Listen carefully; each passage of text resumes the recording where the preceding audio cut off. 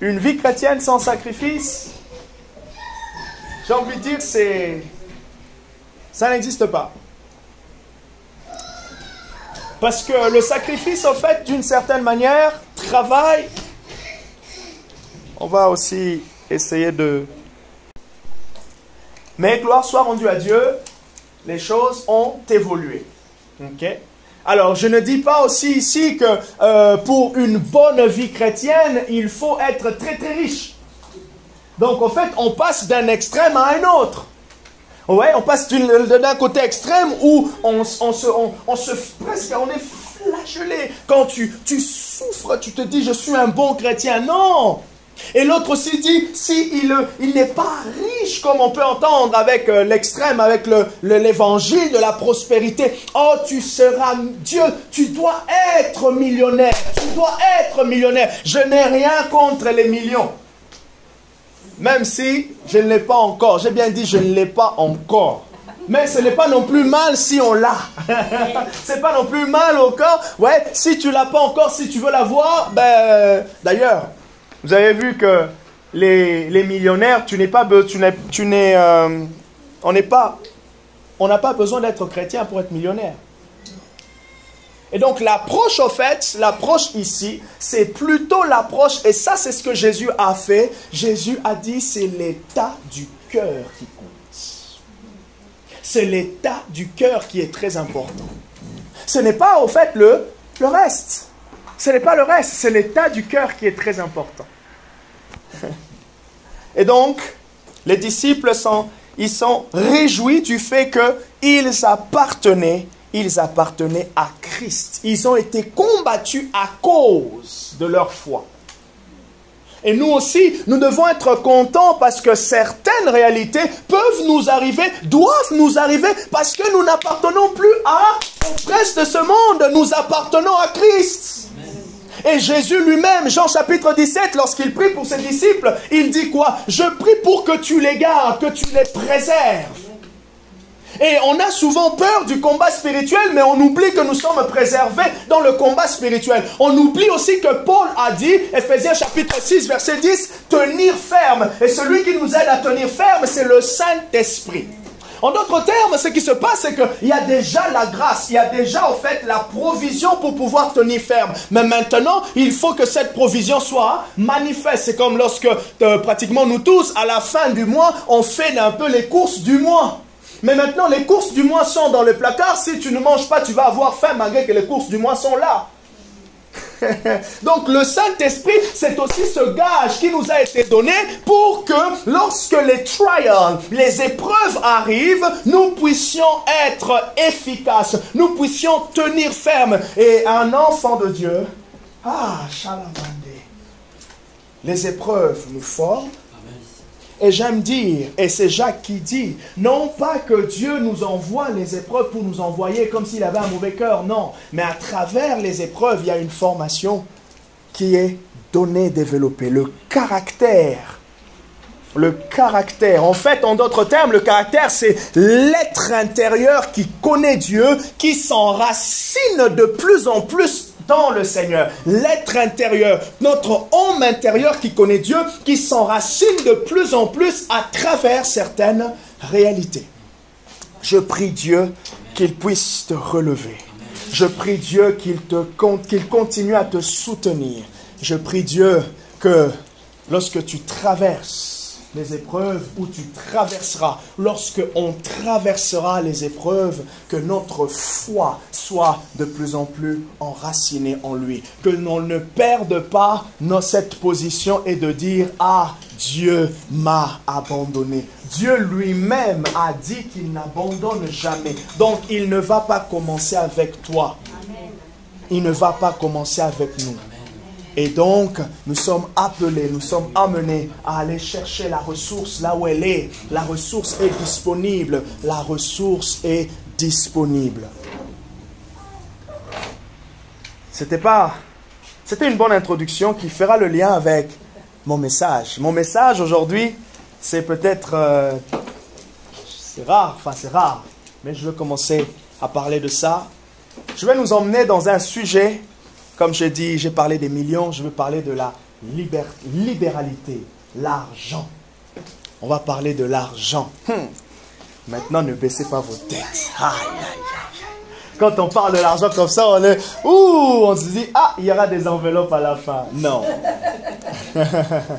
Bon, Pregma prépare déjà 15 enveloppes. Prépare déjà 15 enveloppes, ok? Non, soyons en l'aise, c'est important. C'est important, en fait, de comprendre que le sujet de l'argent est autant... La Bible, au fait, est claire au sujet de l'argent. Je vais donner un petit topo. Il est clair qu'il y a des choses que la Bible n'a pas dit. Donc, la Bible n'est pas claire dessus. Et quand on dit que la Bible n'est pas claire dessus, ce n'est pas que Dieu n'a pas voulu. C'est que le Saint-Esprit a jugé bon dans sa sagesse de ne pas nous donner tous les détails. Est-ce que vous comprenez ce que je dis? Et donc, là où la Bible se tue, on se tue. Là où la Bible est claire, on est clair. Là où la Bible va en profondeur, on va en profondeur. Là où la Bible a dit quelques données et elle s'est limitée, on se limite aussi là. Maintenant, les détracteurs vont dire, et de fois, l'esprit du mensonge, le diable va vouloir emmener en fait à des disputes de mots, comme dit l'apôtre Paul, des disputes de ceci, de cela, afin de brouiller même la confiance de certains. Ok? Parmi les vérités concernant l'argent ou les richesses, la Bible dit qu'elles sont éphémères. La Bible n'a pas dit au fait qu'elles sont mauvaises. Et d'ailleurs, là où Jésus a dit que c'est mauvais, c'est parce que les riches au fait fondent leur confiance dans les richesses. Là, c'est mauvais. Oh, oui? Je me rappelle, et ça c'est un exemple qui a toujours marqué mon père. Mon père, à ce moment-là, il était chrétien catholique. De nom.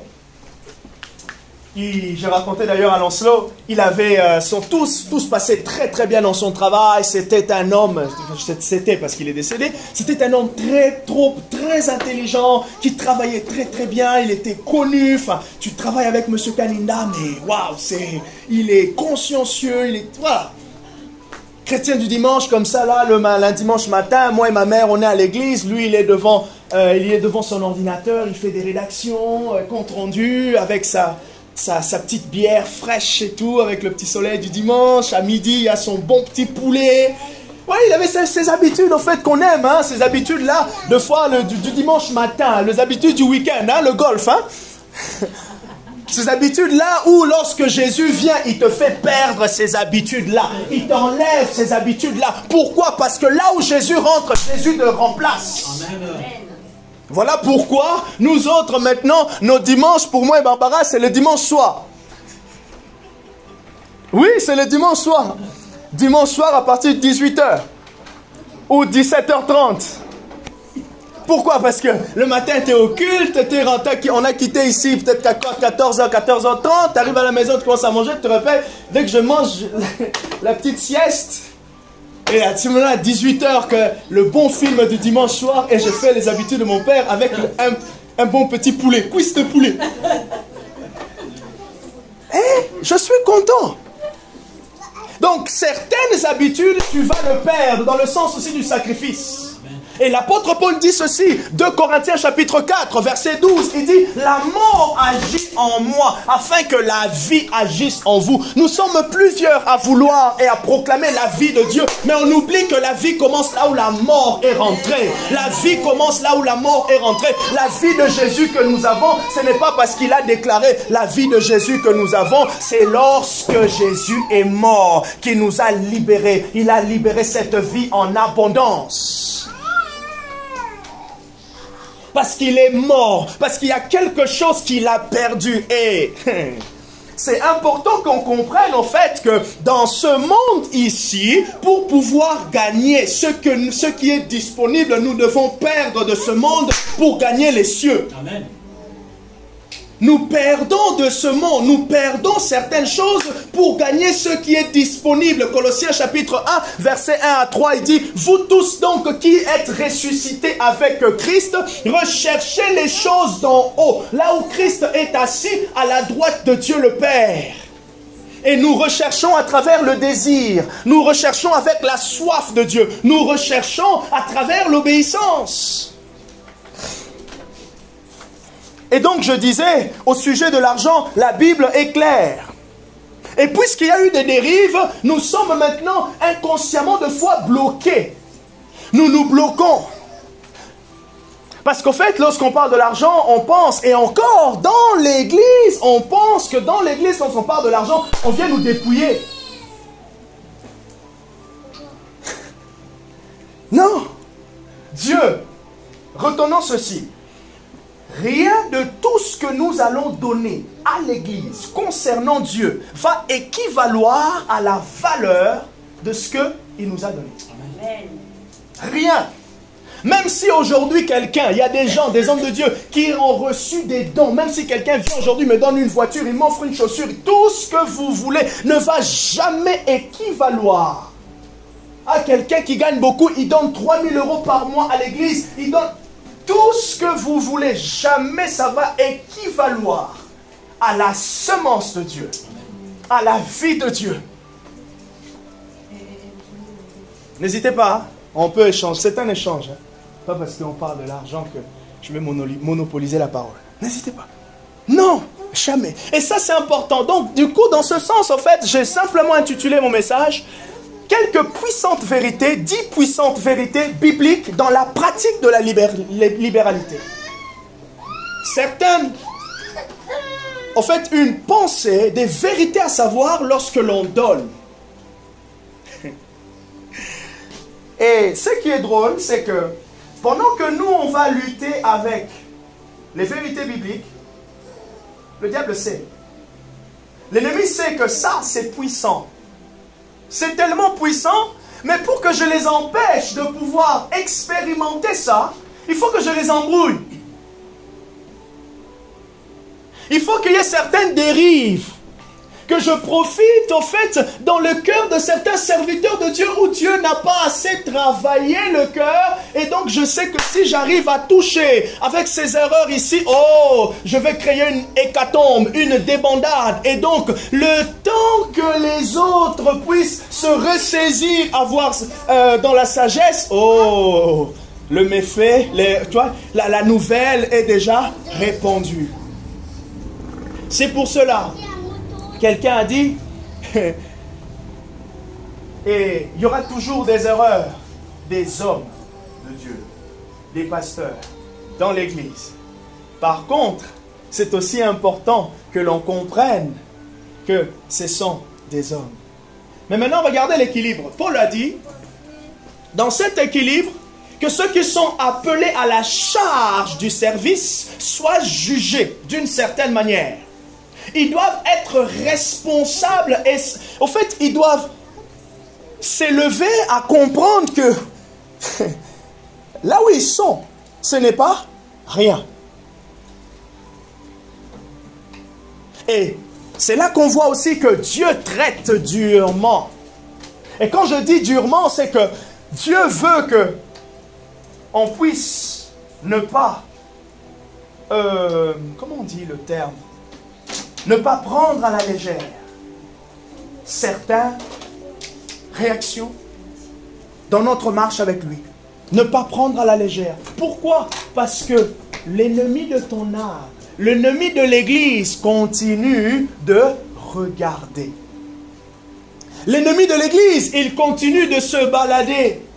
L'ennemi de l'église veut continuer à frapper l'église.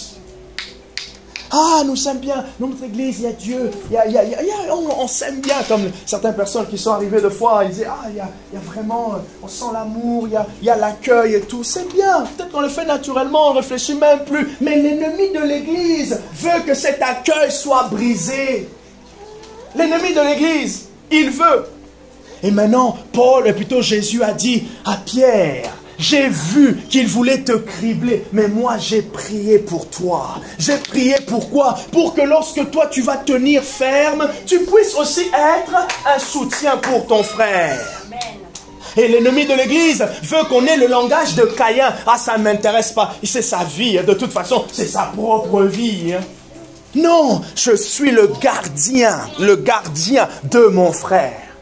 le gardien, les gardiens des autres pasteurs. Même si on ne se parle pas et on ne fait rien en commun, mais je suis aussi leur gardien parce que c'est le corps du Christ. C'est le corps du Christ. C'est le corps du Christ. Lisez Romains 12, versets 6 à 8. C'est le corps. Et le corps du Christ est amené à être préservé en bonne santé. En bonne santé. Je veux que tu sois en bonne santé spirituelle. Amen. Je veux que tu aies la bonne vitamine. Amen. Je veux que tu aies la bonne nourriture. Je refuse que tu aies des fièvres spirituelles. Je refuse. Et c'est ce que Dieu veut pour le corps. Et donc le sujet de l'argent a divisé. La dîme n'est pas biblique. La dîme est ceci. Les offrandes ceci. Bref, il y a eu plusieurs choses. Mais j'aimerais nous emmener à quelques pensées. Je commence par ceci. Prenez avec moi Actes chapitre 20, verset 35. Je vais prendre quelques lecteurs et on va lire ensemble. Actes 20, verset 35. Ceux qui notent, je vous encourage du coup à découvrir ou à redécouvrir 2 Corinthiens chapitre 8 à partir tout le chapitre. Si vous n'avez rien à lire en rentrant à la maison ou cette semaine, vous pouvez découvrir ce texte. Et pareil, donc 2 Corinthiens 8, 2 Corinthiens 9 parlent de la collecte. Je continuerai ce genre d'enseignement pour nous emmener en fait à découvrir comment même Paul, il avait une approche qui était saine.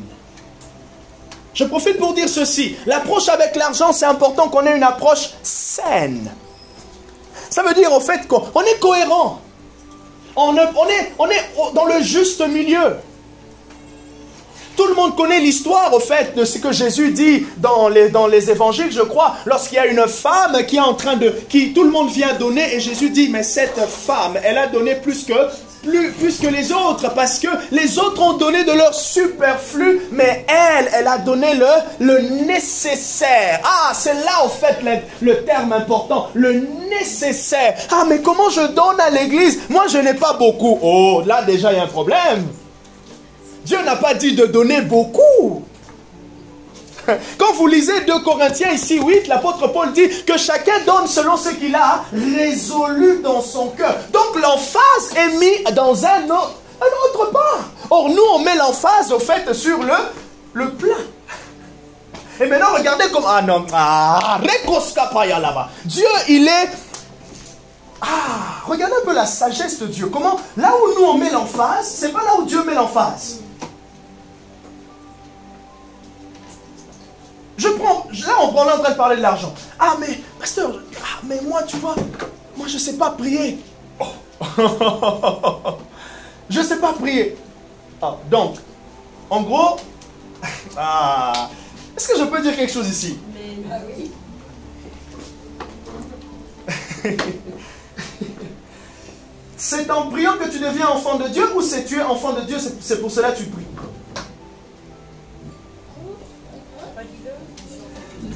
Voilà. Est-ce que c'est en priant que tu deviens enfant de Dieu ou c'est en étant enfant de Dieu que la prière est donnée? Donc, de fois en fait, les barrières qu'on se met, c'est l'emphase. Comme j'aime dire, c'est l'angle de vue. Ce sont les mauvaises lunettes qu'on utilise pour voir Dieu. Et c'est vrai, puisqu'on les a portées, tu vois ce que tu as. Du coup, pour bien voir aussi, chapeau, cool, chapeau bas à tous ceux qui ont les lunettes, moi aussi. En plus, les lunettes prophétiques. Non, je rigole. Donc, si tu veux bien voir, c'est que tu enlèves tes lunettes pour mettre les lunettes de Dieu. Et mettre les lunettes de Dieu, c'est comprendre la manière de Dieu. C'est comprendre et bien comprendre. Jésus dit, cette dame a donné le nécessaire. Donc, quand tu lis la Bible, tu dis, mais c'est quoi le nécessaire? Je continue un autre exemple. Lorsque vous lisez l'histoire, je ne sais pas si c'est dans Marc 10, oui c'est dans Marc 10. Lorsque Jésus entre dans une famille chez Marthe et Marie. Ok? Qu'est-ce que Jésus dit à la fin? Il dit, mais tu t'inquiètes pour beaucoup. Marie a choisi la bonne part. Est-ce que Jésus, au fait, ne voulait pas que Marie aille aider sa sœur? Non. C'est juste que Jésus est en train de dire, l'ordre de priorité t'emmène à t'inquiéter pour des choses qui ne peuvent pas t'inquiéter. Et c'est là aussi, au fait, que vous allez voir, si vous regardez bien une fois dans nos vies, lorsqu'on s'inquiète trop, c'est que si on s'inquiète beaucoup, tout dépend, on peut questionner aussi l'ordre de priorité. Maintenant, pour pouvoir réguler, il faut pouvoir réguler l'ordre de priorité. Et si vous arrivez à trouver l'équilibre sur l'ordre de priorité, vous allez trouver la paix et c'est là que vous pourrez mieux voir. Et pareil, il a dit, cette femme a donné le nécessaire. Et l'apôtre Paul aussi, en encourageant par rapport aux dons, il dit, il y a certains parmi vous, c'est clair, ils ont plus. Et donc, ils donnent en fonction de ce qu'ils possèdent. Et là, il est en train de mettre l'emphase sur la réalité de chacun tout en encourageant et en remettant tout le monde au même point d'égalité. Et le point d'égalité, c'est quoi? Comment as-tu résolu dans ton cœur? Et la résolution dans ton cœur correspond à l'œuvre de l'Esprit dans ton cœur. C'est l'œuvre de l'Esprit dans ton cœur qui sera la mesure de la manière dont tu vas donner et tu vas comprendre Dieu dans les finances. J'ai dit quelque chose de trop fort.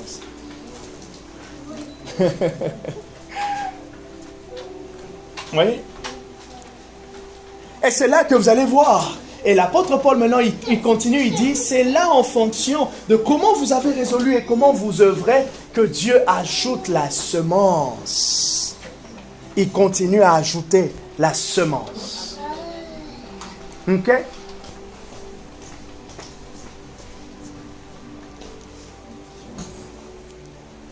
Je t'encourage, je nous encourage à apprendre à donner. À donner à Dieu. Et quand je dis donner à Dieu, vous avez donné à l'œuvre de Dieu. Parce que même en réalité, si on est clair, on dit on donne à Dieu. Là, je parle de notre contexte à nous. Mais regardez, peut-être que vous n'avez pas réfléchi à ça, mais je vais vous aider à réfléchir. Notre contexte à nous, on donne à Dieu. Bon, je nous invite quelques secondes, que chacun regarde, que chacun cherche Dieu. Cherchez Dieu dans la salle, cherchez Dieu, soyez à l'aise, soyez à l'aise. Dieu, tu es où? Il n'est pas là, ok? Donc, il y a un sens auquel on ajoute, en fait, on attribue à ce terme, ok? Donc, on donne à Dieu, on donne à quelque chose qui est visible de Dieu. Ça, c'est notre contexte. Maintenant, si on va dans la Bible, parce que tout ce qu'on est en train de faire, ça a été ordonné depuis l'Ancien Testament. Quand il donnait à Moïse, quand Moïse a reçu et a dit, donnez telle offrande. Quand Moïse a reçu, donnez telle offrande. Je nous invite, où était Dieu?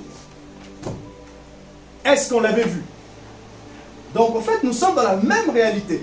Donc, ce que Dieu était en train de faire pour son peuple, il était en train de les éduquer.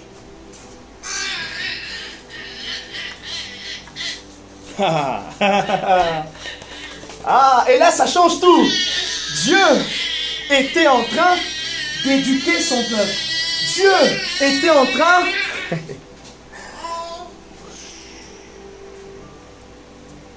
C'est la tendance en ce moment. Dieu était en train d'éduquer son peuple. Dieu était en train d'éduquer Moïse à travers des préceptes. Dans ce que Dieu était en train de donner, Dieu était en train de donner un sens plus grand que ce qui était en train d'être fait. Et c'est là que ça devient encore très intéressant. Il y a un sens plus grand derrière ce qui est fait. Ce ne sont que ceux qui ont compris le sens, comme on dit souvent, les coulisses derrière l'œuvre qui se passe, qui bénéficient maintenant, qui prennent avantage du résultat. C'est pour cela, si tu veux, si on veut...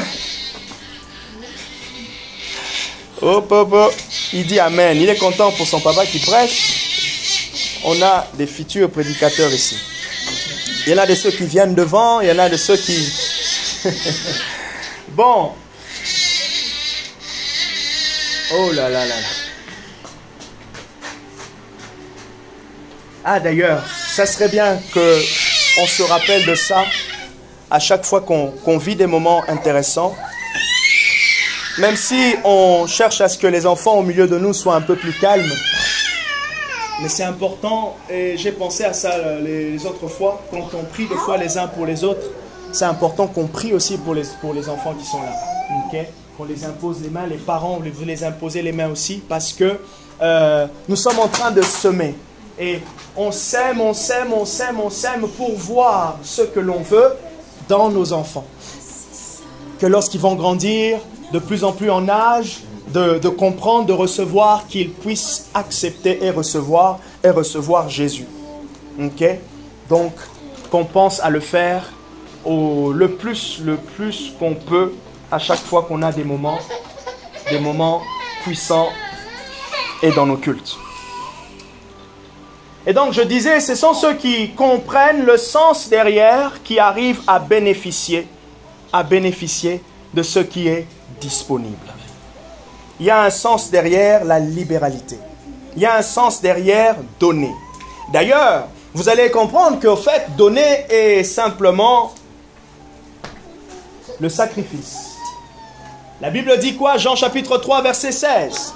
Jean 3, verset 16. Qu'est-ce qu'il est dit dans Jean 3, verset 16? Il est dit, car Dieu a tant aimé le monde qu'il a donné. Dieu a un cœur rempli d'amour et Dieu est celui qui donne. Chaque jour, Jérémie, dans les Lamentations, le chapitre 3, il nous dit, chaque jour, Dieu renouvelle ses bontés. Chaque jour, Dieu renouvelle ses bontés en notre faveur. Quelqu'un avait appris Acte 20, verset 35? Qui veut qu'on entende sa voix chaude? Vas-y, Tatiana. La parole de Acte 20, verset 35. Oui. En tout, je vous ai montré qu'il faut travailler ainsi pour soutenir les faibles et se rappeler les paroles du Seigneur Jésus. Puisqu'il a lui-même dit, il y a plus de bonheur à donner qu'à recevoir. Voilà. En tout, je vous ai montré qu'il faut travailler ainsi. Dans le contexte, Paul a formé quelques leaders. Il est resté, il me semble, à Corinthe plus d'une année. 18 mois, il est dit. Ok? Et en fait, il est resté à Corinthe parce que cette parole, ce séjour fait suite à la parole qu'il avait reçue de Dieu. Acte chapitre 18, Dieu l'a dit, ne quitte pas cet endroit, mais continue de prêcher parce que j'ai un peuple nombreux ici. Et c'est là que Paul a beaucoup enseigné et après 18 mois, il a formé des disciples. Et là, maintenant, il leur donne les derniers conseils, les conseils de fin. Okay? Les conseils de fin, et parmi les conseils de fin, il les a recommandés, verset 28, à la parole, à la grâce du Seigneur, et plus loin, il leur parle concernant le service. Et Paul, au fait, il avait dans sa manière de fonctionner, il avait décidé de ne pas dépendre que des offrandes, si je dois le dire comme ça, ou la collecte des églises. Ça, c'était un choix personnel. Quand il en avait l'opportunité, Paul, il avait un travail et son travail, c'était faiseur de tentes.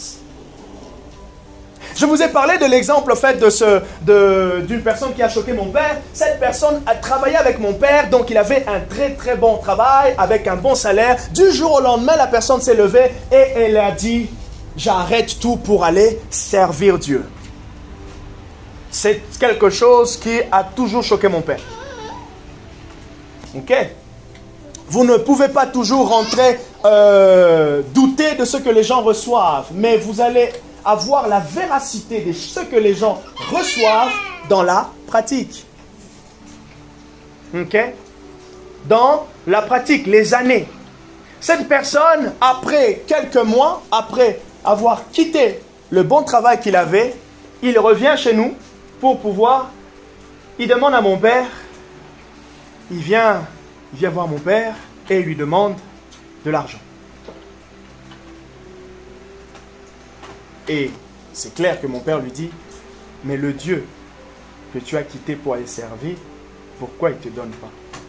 Donc c'était presque illogique de quitter quelque chose où c'était toute ta subsistance pour commencer à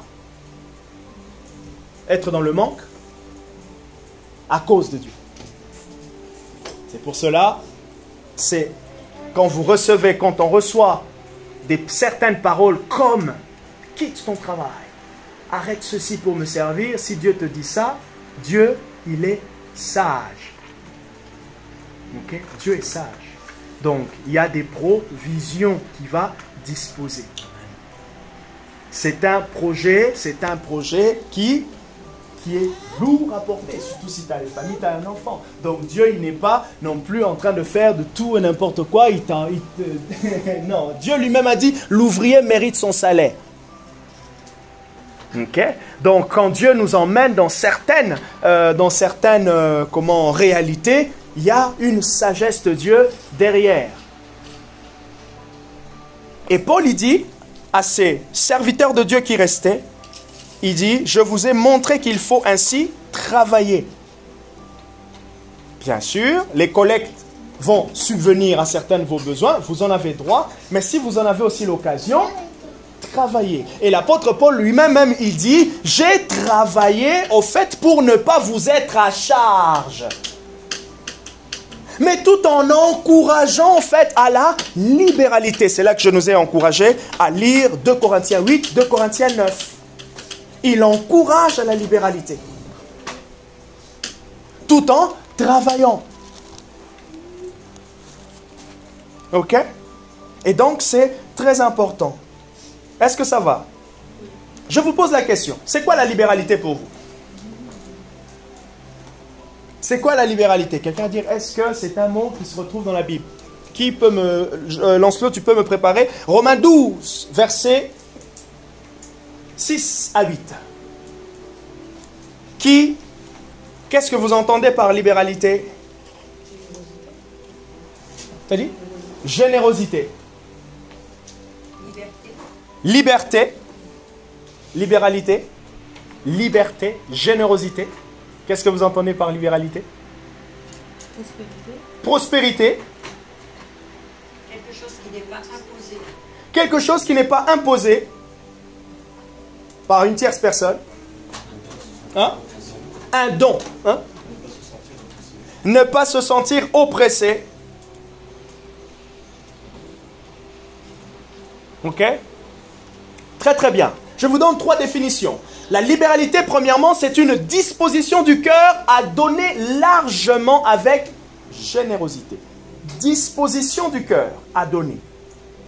Rappelez-vous, l'apôtre Paul a dit quoi? Que chacun donne selon ce qu'il a résolu dans son cœur. Vous trouvez ce texte dans 2 Corinthiens 8 ou 9.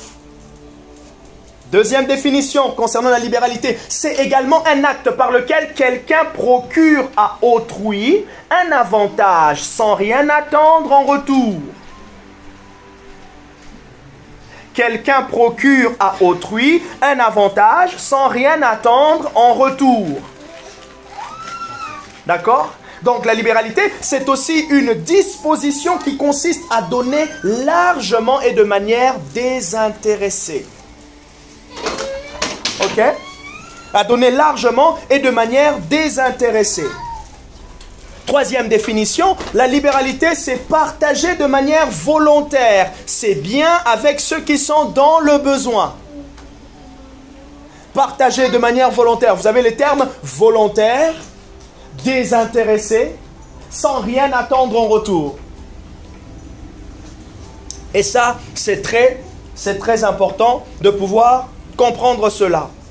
Dans la Bible, il y a eu plusieurs personnes qui ont exercé cette forme de libéralité. Par exemple, et cette personne, j'aime bien, c'est Zachée.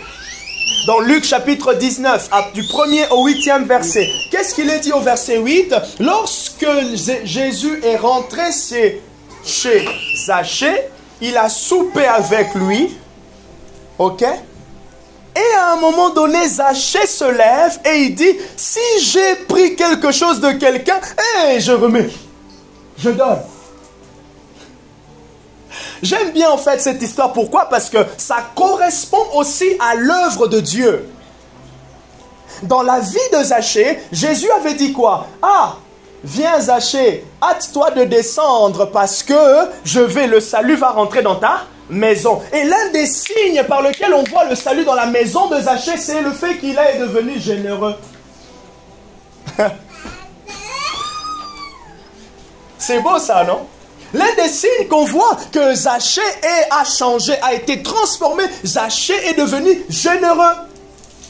Et c'est encore intéressant de comprendre la générosité qui est rentrée dans le cœur de Zachée lorsqu'on voit en fait son travail. Qu'est-ce qu'il faisait? Zachée était un homme riche, un collecteur d'impôts. Et on sait que dans le contexte à ce moment-là, c'était les personnes qui... persona grata, c'est ça? Persona grata. Hein? Ah, persona non grata, voilà. Persona non grata. Non, on t'aime pas. On t'aime pas, on t'aime pas.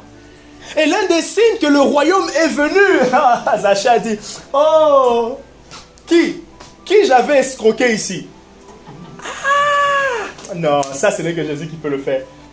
Qui est-ce que j'ai escroqué? Ah, je retourne. Ah, je suis sûr que même des gens qui n'avaient pas donné sont venus. Sont venus profiter de la grâce de Jésus. On peut voir aussi que les premiers chrétiens, Actes chapitre 2, versets 44 à 47. Quelqu'un peut me préparer ce texte? Actes chapitre 4, versets 32 à 37. On prépare 44 à 47. Les premiers chrétiens, il y avait une générosité qui est venue dans leur cœur. Actes chapitre 2, 44 à 47. Acte 2, 44 à 47. Il y a une générosité qui est venue dans leur cœur. Pourquoi? Parce que Jésus est rentré.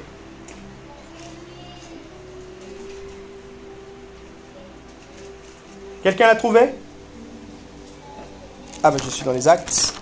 Acte 2, 44. Il est dit, tous ceux qui avaient cru étaient ensemble et avaient tout en commun. L'erreur ici, dans l'interprétation, c'est de pouvoir appliquer sans beaucoup de sens, sans beaucoup plutôt de contexte, certaines choses qui se faisaient à l'époque. Bon, on va regrouper nos voitures, tous les salaires. Ah, c'est qui va gérer? C'est moi qui va gérer. Non, je rigole. J'aime bien comme ça, embêter. Donc, tous ceux qui avaient cru étaient ensemble et avaient tout en commun. D'ailleurs, même lorsque vous lisez, c'est qu'ils venaient et ils donnaient. Le fait qu'ils donnaient ce qui a... Ils donnaient. Donc, tout le monde ramenait au même point de rendez-vous. C'est l'image, au fait, aujourd'hui, il y a le compte, il y a le panier, les offrandes, tout est mis au même endroit. C'est juste ça. Ok? Peut-être Lanceau a cru que j'allais prendre ses écouteurs. Ils vendaient leurs biens, je l'embête. Ils vendaient leurs biens et leurs possessions et ils en partageaient entre tous. Donc le produit entre tous selon les besoins de chacun. Ah, c'est très intéressant ça. Première chose, ils avaient tout en commun. Ils étaient ensemble, ils avaient tout en commun. Deuxièmement, ils emmenaient le besoin de chacun. Verset 46, chaque jour, avec persévérance, ils étaient au temple d'un commun accord, ils rompaient le pain dans les maisons et prenaient leur nourriture avec allégresse et simplicité de cœur. Ils louaient Dieu et obtenaient la faveur de tout le peuple et le Seigneur ajoutait à l'Église. En fait, la puissance de ce texte, c'est le cheminement, les caractéristiques de l'œuvre que Dieu était en train de faire à ce moment-là. Généralement, quand on parle de l'église primitive, on parle beaucoup de la puissance des miracles. Oui, c'est très très bien. Mais on parle aussi, et c'est important de voir, que cette église, puisque Dieu œuvrait, il y avait aussi une générosité. Et c'est là, au fait, que j'aimerais ouvrir une parenthèse ici. Ah, la puissance de Dieu opère. Tu parles, tu commences à beaucoup parler en langue. Dieu fait des choses extraordinaires avec toi. Check. Est-ce que la manière dont grandit ta vie de prière, est-ce que ta générosité aussi grandit? Hein? Point d'interrogation. C'est un côté auquel nous tous, Nous devons progresser. Autant que je vous encouragerai, je nous encouragerai à progresser dans notre vie de prière, je nous encouragerai aussi à progresser dans notre générosité. Et tu progresses dans ta générosité quand tu rends disponible ce que tu as. Ton 10 €, ton 1 €. Et même aussi, d'ailleurs, c'est là que j'aimerais nous encourager, là, il y a plusieurs formes de générosité, ce n'est pas simplement dans les finances. La générosité, c'est tout. À l'église, comme ça, on vit un très bon culte. Vous êtes en train de partir, tu es dans la même direction qu'un frère, tu peux le déposer, le raccourcir, tu le prends, c'est aussi ça la générosité. C'est aussi ça la générosité. Ah oui, tiens ça, à cet habit ici, je l'ai acheté mais elle me va plus, ou je vais proposer à quelqu'un à l'église si ça l'intéresse. Qui n'est pas content d'avoir de nouvelles fringues? Nouvelles chaussures?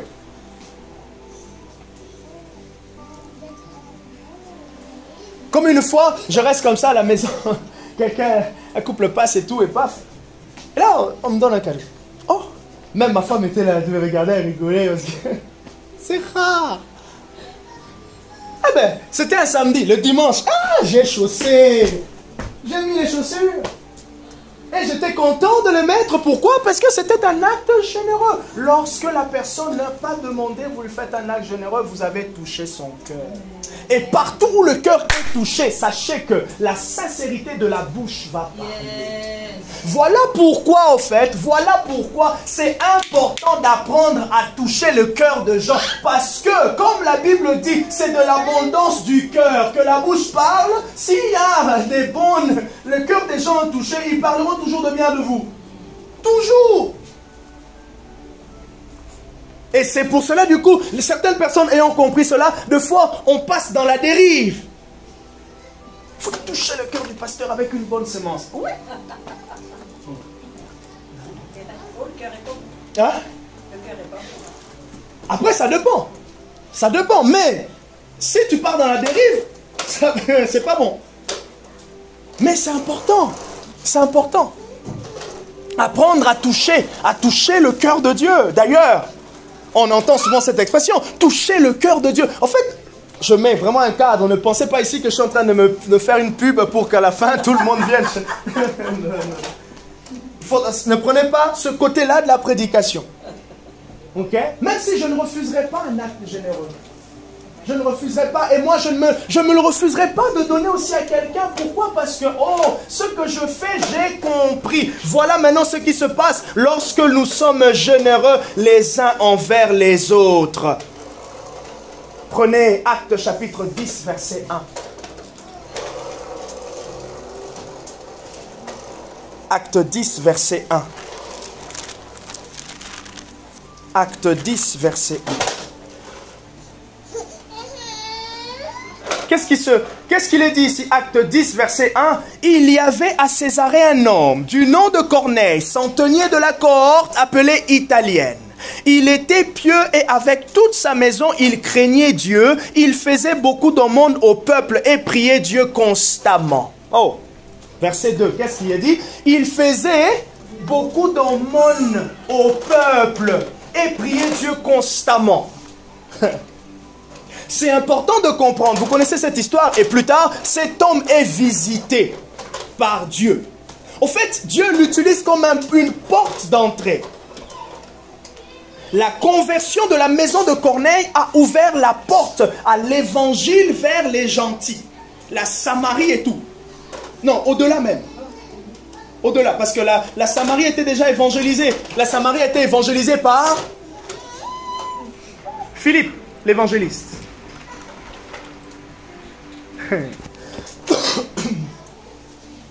Lorsque vous regardez cela, vous comprenez que la conversion de certaines personnes ou de tout le monde, ou voire de certains, est stratégique. La conversion de certaines personnes est stratégique. Lorsque dans un membre de famille, une famille qui ne connaît pas Dieu, une famille profondément athée, une famille profondément musulmane. Il y a quelqu'un qui se convertit, oh, vous savez et vous comprenez spirituellement que cette porte, cette personne est une porte spirituelle de Dieu dans cette famille. Et vous ne pouvez pas négliger l'intercession de cette personne. C'est pour cela que vous avez entendu parler que là, nous tous ici, nous représentons des familles. Nous avons peut-être, chez certains, tout le monde ils sont convertis, chez d'autres, non. Mais là où certains ne sont pas convertis, qu'est-ce qu'on voit? On voit en fait que chacun est une porte d'entrée. Vous êtes une porte d'entrée de Christ dans vos familles. Nous sommes des portes d'entrée de Christ dans nos travails. Nous sommes des portes d'entrée de Christ dans la ville. Parce que nous sommes tous liés les uns les autres d'une certaine manière. C'est là qu'on parle du lien social. Et c'est à travers le lien social que beaucoup de choses se transmettent. Ah, telle information se balade, ainsi de suite, ainsi de suite, ainsi de suite. Est-ce que ça va? Et qu'est-ce qui se passe? Dieu vient visiter Corneille. Il y avait une fidélité de Corneille constamment. Il est dit constamment dans la prière et dans l'aumône. Et c'est intéressant en fait de voir que la manière dont Corneille priait, on peut le comparer aujourd'hui à une personne religieuse. Il ne connaissait pas vraiment Dieu, ou le Dieu qui... C'était un peu la loi. Mais qu'est-ce qui s'est passé lorsqu'on lit plus loin? Lorsque Pierre est venu, il y a eu l'Esprit qui est venu. Et donc, Dieu l'a visité. Il avait un caractère ou une caractéristique particulière où c'était un homme qui avait un cœur généreux. Première vérité, lorsqu'on donne, on ne donne pas aux hommes, mais on donne à Dieu. Lorsqu'on donne, on donne à Dieu. Ça, on le sait. On donne à Dieu. Et chacun, pendant qu'il est en train de donner, qu'est-ce qu'il est en train de faire? Il est en train d'honorer le Dieu qu'il connaît. Chacun honore le Dieu qu'il connaît à travers son offrande ou sa dîme, ou sa libéralité de manière générale. Pourquoi? Parce que dans les formes de la libéralité, il y a la dîme. Dans les formes de la libéralité, il y a les offrandes. Dans les formes de la libéralité, il y a des besoins pressants. Dans les formes de la libéralité, il y a aussi des dons volontaires. Ok? Et comme je dis, certaines libéralités, je vais reprendre, ne sont pas toujours financières. Ah, est-ce que tu peux me déposer sur le chemin? C'est aussi, et lorsque tu acceptes, et je nous encourage en fonction de nos disponibilités, de nos trajectoires, d'aider les uns les autres. Ah. Parce que lorsque tu aides, ce que tu es en train de dire spirituellement, c'est que tu ne te mets pas en avant. Tu mets l'autre.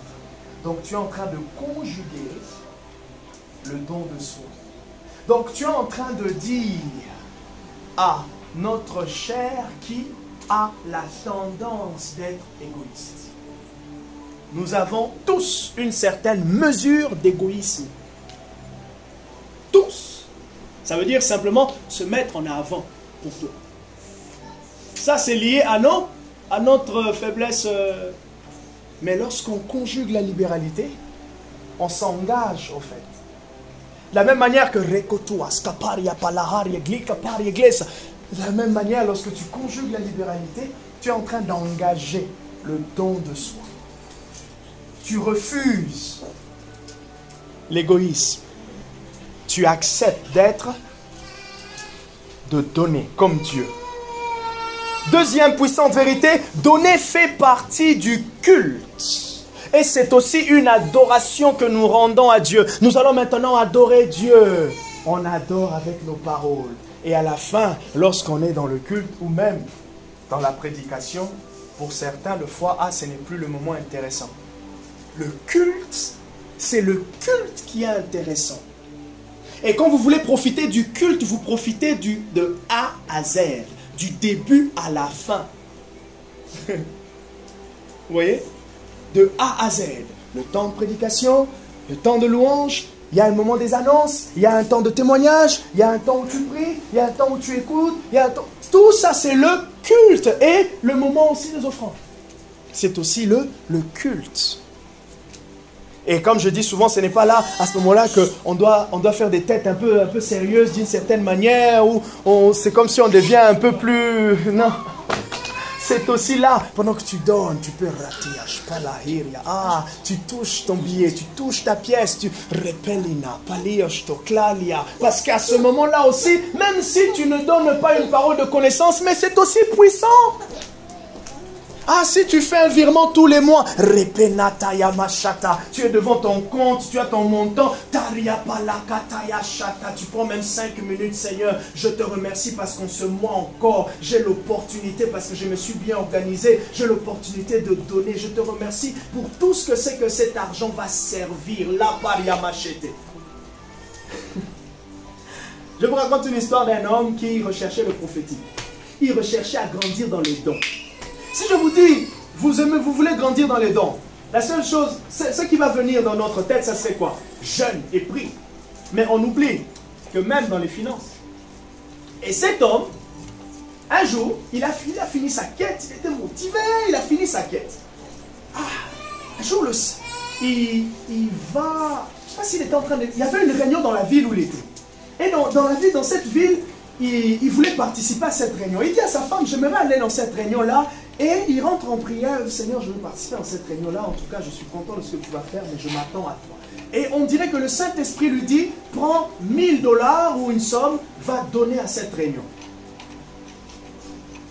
Et quand Dieu lui a dit ça, Dieu lui a parlé d'une certaine manière où il a compris que c'était Dieu. Ah, il a lutté un peu, il a dit, bon, je vais en parler quand même à ma femme, parce qu'on devait sortir dans nos économies. Et deux fois, comme j'ai dit au début, certaines décisions que Dieu va vous emmener à prendre, vous allez sentir que humainement, ce n'est pas le bon moment. Des fois, ce n'est pas le bon moment. Non, tu as ce qui est suffisant pour toi, mais c'est à ce moment-là que Dieu te demande d'aller puiser dans les économies que tu es en train de faire.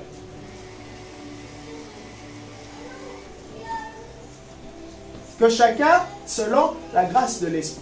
Quelqu'un vient me voir. Ah, pasteur, j'ai l'impression que Dieu me met à cœur. Je ne veux pas te freiner. Je ne veux pas te freiner, je n'ai pas le droit. Parce que, déjà, c'est toi qui as écouté, ce n'est pas moi. Mais avec le Saint-Esprit, je peux te dire, ok, tu es sûr, ok, d'accord. On prend encore le temps de prier. Prends encore le temps de prier pour voir, est-ce que cette parole vient de Dieu. D'accord, ok. Prends encore le temps de prier. On prie un peu, je prie avec toi. Et on peut laisser passer une semaine. Si la conviction est encore là, vas-y, fais. Et cette personne, elle a donné. 3 mois sont passés. Et un jour, dans une autre réunion, un autre homme de Dieu vient lui dire, Dieu t'a déjà accordé ce que tu cherchais par rapport au manteau prophétique. Tu sais quand il t'avait accordé, lorsque tu étais allé dans telle réunion de cet homme de Dieu et que tu avais accepté de semer tel manteau. Il n'y a pas plus tard que l'année dernière, je vais me servir de son exemple, Rodrigo. Il avait fait un engagement. Comment est-ce que je l'ai su? Je l'ai su parce que le prophète David, qui est venu il y a un mois là, le prophète David lui a donné une parole, Dieu a ouvert quelque chose spirituellement pour vous, le jour où vous avez pris la décision de pouvoir donner telle libéralité à telle personne. Et lorsqu'ils ont entendu ça, ils savaient à qui ils avaient donné. Donc, il y a des choses spirituelles. Quand on est à l'écoute de Dieu, Dieu va se servir de tout. Et c'est important de savoir que tu n'es pas dissocié de 1 euro, 2 euros de ta dîme que tu donnes. Tu n'es pas dissocié, c'est toi. C'est très important de savoir que ce n'est pas 2 personnes, non. Non, c'est totalement, ça vient de toi. C'est ton adoration. C'est toi qui donnes. Ça fait partie de toi. Et si ça fait partie de toi, si Dieu veut utiliser quelque chose, il va utiliser ce que tu es en train de lui donner. Troisièmement, en réalité, je l'ai dit, personne n'enrichit Dieu, mais c'est un acte d'obéissance que l'on donne, que l'on fait envers Dieu. Quatrièmement, l'offrande financière ou matérielle a un aspect spirituel et surnaturel. Combien de témoignages ont été donnés, entendus? Est-ce qu'il y a certains qui me reviennent me concernant personnellement? Où tu décides de donner. Et la provision divine. La provision divine. La provision divine. Concernant les données, je vais balancer quelque chose et je vais terminer ici. Pour qu'on puisse partir aussi un peu, s'essouffler. Concernant le donné, par rapport au témoignage, par exemple, quand je vous ai donné le témoignage de cette personne qui a mis un certain montant, par rapport au témoignage, quand on donne un témoignage, c'est important que chacun puisse, pendant qu'il comprend le témoignage, essayer de faire ceci. D'entendre ce que Dieu est en train de dire, de comprendre ce qu'il est en train de recevoir, et de ne pas calquer à l'aveuglette. J'ai donné un témoignage où il y avait 1000, une personne, et toi tu te dis, ah, peut-être que Dieu veut aussi que je donne 1000 à l'église. Ça peut être ça, mais il faut que tu sois sûr que tu as bien entendu. C'était quoi le contexte ici? Je t'ai en train de donner un exemple. La vérité, en fait, c'est le résultat de l'exemple. Ce n'est pas la forme. C'est important d'aller prendre le fond dans des témoignages. Je vous donne un exemple. Ah, ces derniers temps, je suis en train de prier 6 heures, tous les jours, pendant 3 jours par semaine. Et toi, tu te dis, tu commences à calculer aussi. Ah, demain, je vais mettre 6 heures. Tu commences à combattre le fait d'aller au boulot. Mais mon gars, moi je suis en vacances. Non, je peux placer ces 3 heures. Mais pourtant, toi, tu peux placer tranquillement 20 minutes. Tu peux placer tranquillement 30 minutes. Tu peux placer tranquillement 1 heure. Et même les 1 heure, tu peux mettre 10 minutes à un moment donné. 10 minutes, et 6 fois 10 minutes, ça fait 1 heure dans une journée. Vous voyez? Prendre le fond dans le témoignage et pas toujours la forme. Et c'est là que de fois certaines erreurs sont venues parce qu'on a copié la forme d'une certaine manière et pourtant ce n'était pas ton contexte. Donc il y a un aspect spirituel et un aspect surnaturel dans l'offrande. Et c'est important que chacun saisisse. Ok, voilà ce que j'ai compris. Pendant que je suis en train de donner des exemples, il y a une œuvre que l'Esprit est en train de faire. C'est ça. C'est cette œuvre-là que tu retiens et te dis, ah, d'accord, voilà là où Dieu est en train de m'emmener dans l'obéissance. Et maintenant, c'est en faisant ton pas d'obéissance que toi aussi, tu viendras nous donner ton propre témoignage. Et la multiplicité des témoignages fait en sorte que tous nous sommes en train d'apprendre à connaître Dieu. Parce que plus il y a de témoignages, les témoignages c'est quoi? C'est des éléments pratiques de ce que Dieu fait. Et plus il y a des témoignages, plus il y a la connaissance et la compréhension de plus en plus précise de Dieu. Quand j'ai commencé à donner les dîmes, j'étais en seconde. Donc je ne gagnais rien. Et mon pasteur m'a dit, je suis content de prendre tes pièces. Et si je dois comparer, c'était 2 fois le plus gros. En fonction de ce que je peux donner, ça pouvait être des centimes ou, donc en gros, les 20, 50 ou 2 fois même 5 centimes. Quand je calcule par rapport à la monnaie, j'allais donner au même mon pasteur. Quand je lui donnais, il prenait, il priait pour moi. Mais il m'a dit, ce que je recherche ici, ce n'est pas ton montant, c'est ta fidélité. Et j'ai compris que si je n'avais pas appris la fidélité avec les pièces, je n'aurais pas appris la fidélité avec mon salaire. Je dis ici un point très important. Par rapport aux données, à la pratique de la libéralité, c'est quelque chose qu'on apprend. Et je vais casser quelque chose ici. Ah, ce mois vous avez donné, ce mois vous ne donnez pas, ce mois vous avez donné, vous commencez à avoir des remords. Jaugez bien, ce remords vient d'où? Quand vous donnez, quand vous mettez, personne ne flique. Il n'y a pas de caméra dans les offrandes. Ok? Jaugez bien. Ça peut, si c'est la voix de l'esprit qui t'encourage, qui te dit non, c'est faux. J'aimerais que tu sois un peu plus fidèle, régulier. Engage-toi maintenant. Ah, comment je vais être régulier? Parce que ta régularité, au fait, ou ta constance fait quelque chose spirituellement. Ce que Dieu veut pour nous tous, c'est d'être constant dans ce que l'on fait. C'est dans la constance qu'il y a un résultat pérennisé. C'est très important, dans la constance. Après, maintenant, toute, comment on dit ça, c'est quoi le terme? Des condamnations inutiles, non. C'est important, tu sais, c'est important, mais toute condamnation inutile, tu enlèves. Tu enlèves ça. L'Église veut que chacun donne avec joie et que non chacun donne avec des contraintes. Oh, ce mois ici, je ne l'ai pas donné. Tu n'as même pas dit au pasteur, mais dans ta pensée, tu crois que le pasteur sait que tu n'as pas donné. Mais je n'ai pas vu.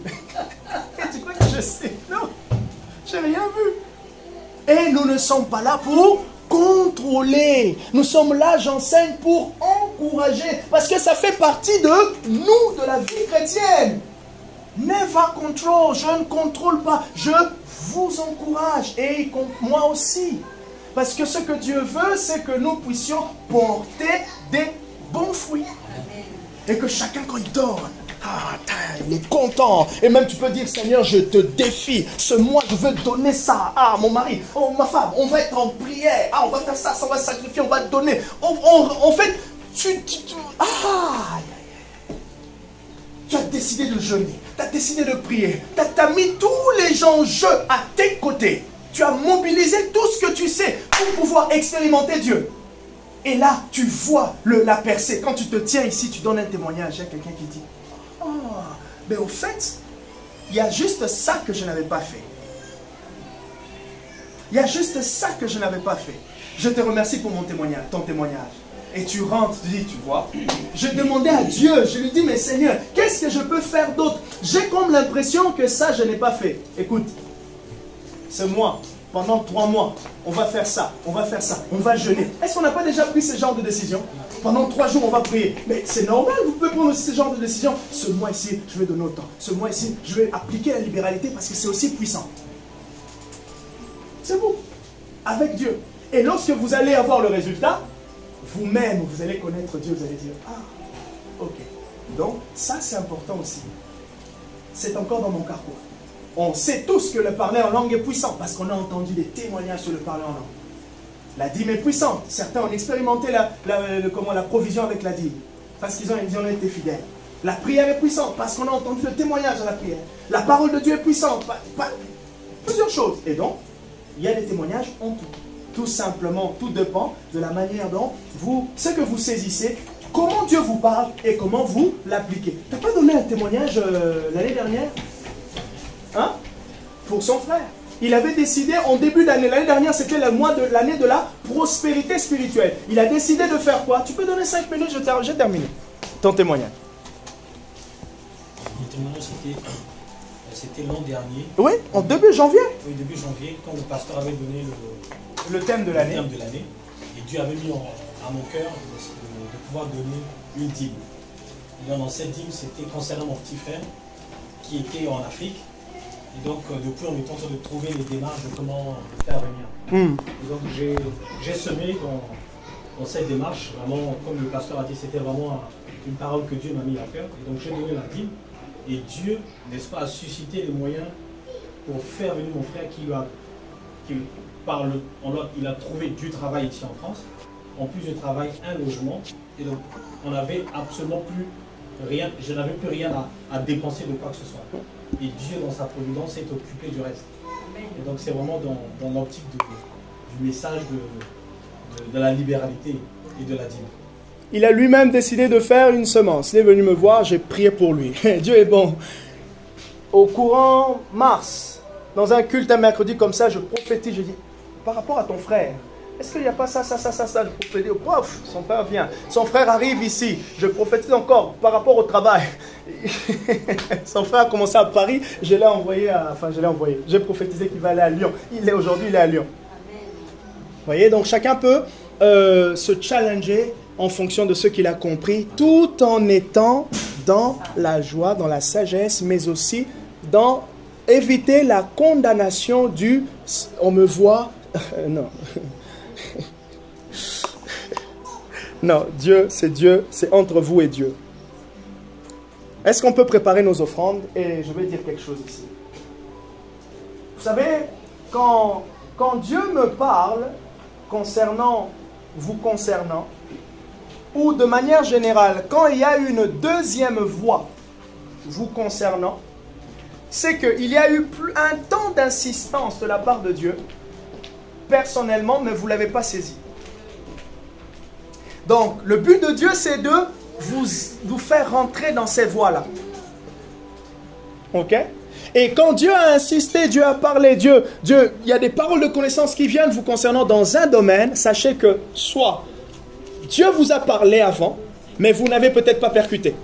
Vous n'avez peut-être pas retenu. Ou vous avez dit, ah, c'est vrai que c'est authentique, mais on dirait que ce sont mes pensées. Et donc Dieu dit, non, je suis en train de me présenter, ma fille ne me voit pas, et donc je veux utiliser une tierce personne. Et c'est là qu'un rêve peut venir, une pensée peut venir à l'église, et c'est là que vous dites, mais oui, c'est quelque chose que j'ai déjà entendu, c'est quelque chose que j'ai reçu, et je ne pensais pas. Ah, merci beaucoup.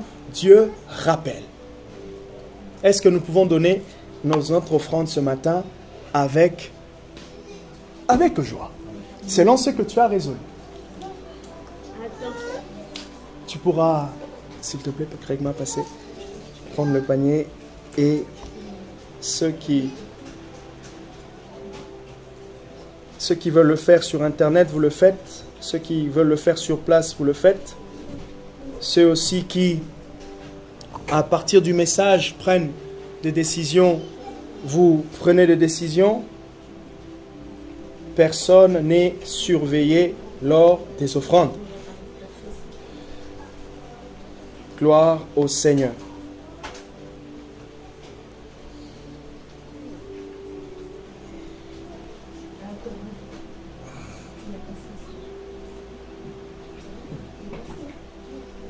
Gloire à notre Dieu.